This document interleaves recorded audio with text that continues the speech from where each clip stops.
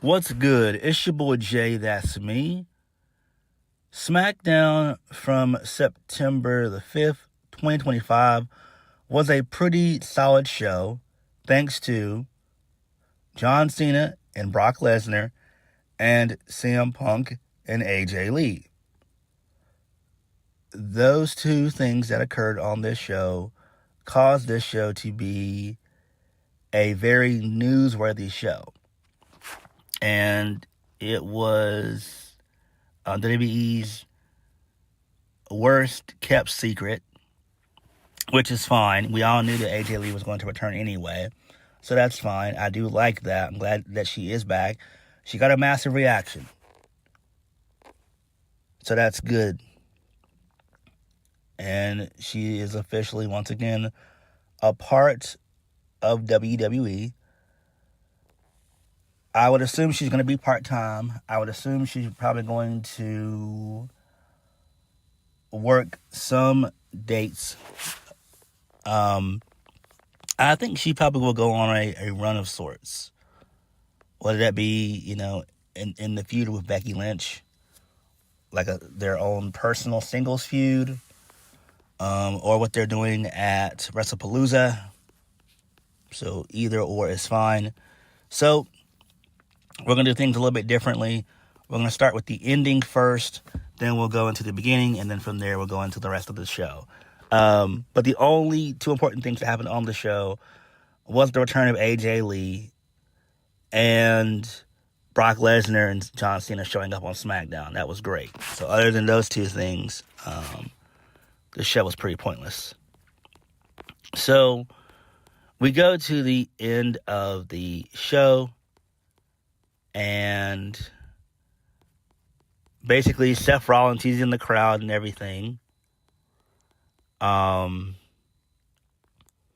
Seth Rollins gets on the mic. He says that we're all here to witness history because this is where the legend of your hero CM Punk dies tonight. So Seth Rollins then introduces his wife, his sexy wife, his words, not mine. So Becky Lynch just comes out. She basically makes fun of CM Punk. She makes fun of Chicago and everything else, and saying that the city sucks and everything and all that. So basically CM Punk comes out. He says that it's not about Becky, it's about her coward of a husband. So Becky then asks CM Punk if he's embarrassed. Punk says he's not as embarrassed as her coward of a husband hiding behind Paul Heyman and his goons. So Becky then taunts CM Punk again. She smacks him and smacks him and smacks him and smacks him again repeatedly. Punk then says that, he then leaves the ring. Punk says that this is the type of situation he never wanted to be in. He would never put his hands on a lady, but he knows someone who will. Then AJ Lee shows up and the arena explodes into a million pieces. It's a massive reaction. Obviously, they're in Chicago. Why not? So her and Becky have a little brawl scene. The crowd chants "Holy shit," which is pretty cool. So basically, AJ Lee hits a slap onto Becky Lynch, and AJ Lee celebrates with CM Punk. The two of them, they embrace and kiss, and then Seth Rollins and Becky have a stare down with CM Punk and AJ Lee. So this is fine. This makes perfect sense. I do like this. I am a fan of this. This is good. I know the AEW faithful are crying their eyes out, which is hilarious. Look, they had their opportunity with CM Punk. Tony Khan fumbled the ball with him because he was never really a boss, never really cared about making money. And now CM Punk works for WWE, and AJ Lee is now back up in the promotion as well. This is fine. I do expect for this to be the co-main event of the evening for WrestlePalooza. It makes sense. I mean, both Punk and AJ got mega reactions. Why wouldn't they? They're both in Chicago, so CM Punk's hometown. So yeah, this was good. This really was good. I just hope that there's an end game in sight, but there's probably not. This will probably be a one and done type of couple feud, and then from there they'll move on to their individual feuds, Punk and Rollins and Becky and AJ Lee. I would imagine now that AJ Lee is back, she's going to be the one to dethrone Becky Lynch. I don't know when that will take place, but before the end of the year, AJ Lee will probably be the new women's Intercontinental Champion, more than likely. And that makes sense. Becky, to me, she's kind of insufferable. She is okay. She has her moments. But I am tired of Becky and Seth Rollins being on top. They have been for the past, basically, you might as well say 10 years. With Seth Rollins, definitely 10 years. But for Becky, I'd say for the past 8 years, really. She was real hot in 2019, so yeah. But this was fine to me. This was fine. This was actually good here. I thoroughly enjoyed it. Again, this was WWE's worst kept secret, and I'm glad that AJ Lee is back. But again, Triple H continues to rely on nostalgia, and he can't continue to do that. Because where is WWE going to be when Cena is gone, when Roman's gone, when Punk is gone, Randy is gone, when all of their current top guys now, when they're gone, what are they going to do? Where will they be? And so I know people are poking fun at AEW, talking about it's the end of AEW, and it probably is. AEW will probably, end up, I wouldn't say close up shop, but they are irrelevant, especially come September 20th. They are totally irrelevant. It doesn't matter what they do at All Out, unless Jon Moxley and Darby end up trying to kill each other, then that's the only way that the AEW will get talked about. But on September 20th, all eyes are going to be on WWE for two reasons. The massive mixed tag between CM Punk and AJ Lee versus Seth Rollins and Becky Lynch, and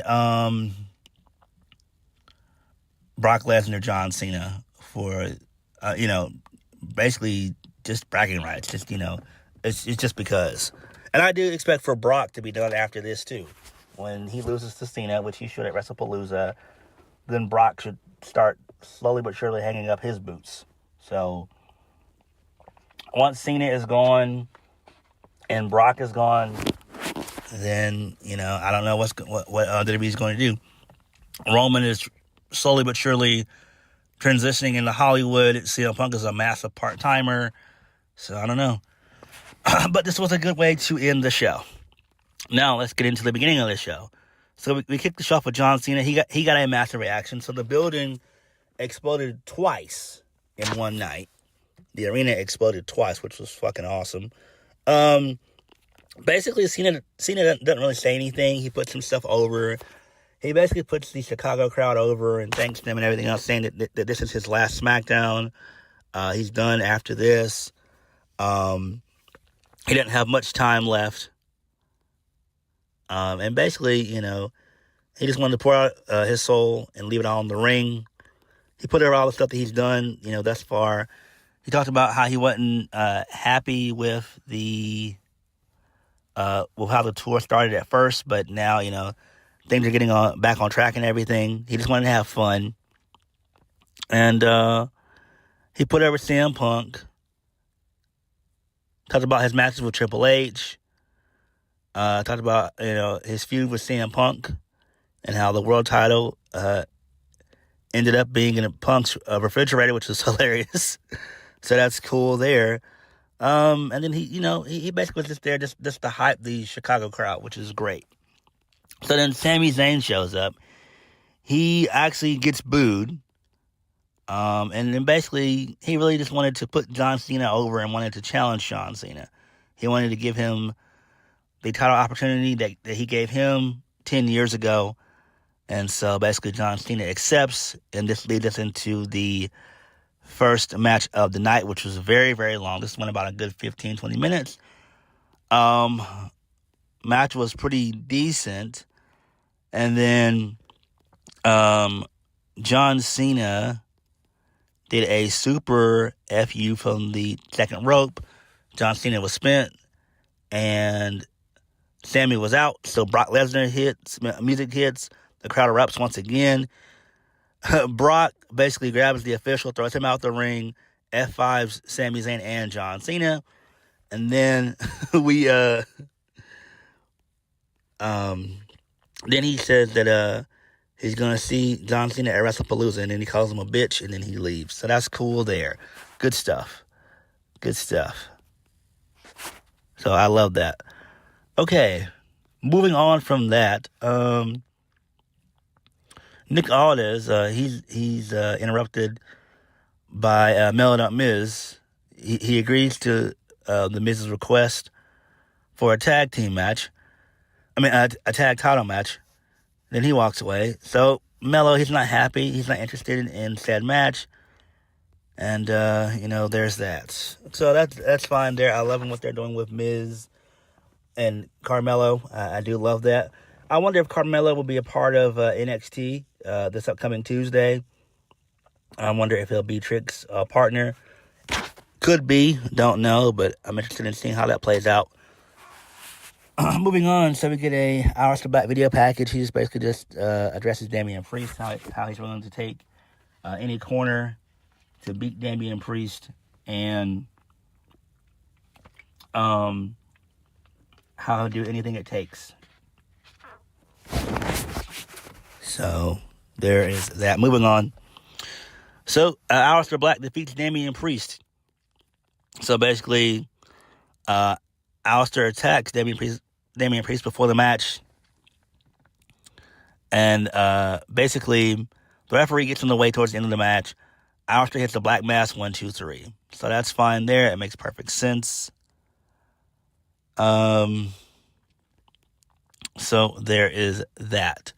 Then we get a video package involving Drew McIntyre and Randy Orton. So I guess they're going to have their match at WrestlePalooza too. So that should be good. They didn't really say much of anything. Brock Lesnar, I think, is supposed to show up again next week. So that's good because, Cena's not going to be there anymore. This was his final Smackdown. Moving on. So, Jade Cargill and Timmy Stratton, they're backstage. So, the champ basically just runs down Jade Cargill. She says that she won't have to worry about her foot being on the ropes because Tiffany's foot will be right up her. And then she just says, let's just stay out of the storm. So that's fine there. Then we go back to Jade Cargill and Nia Jax. They just have some heated words.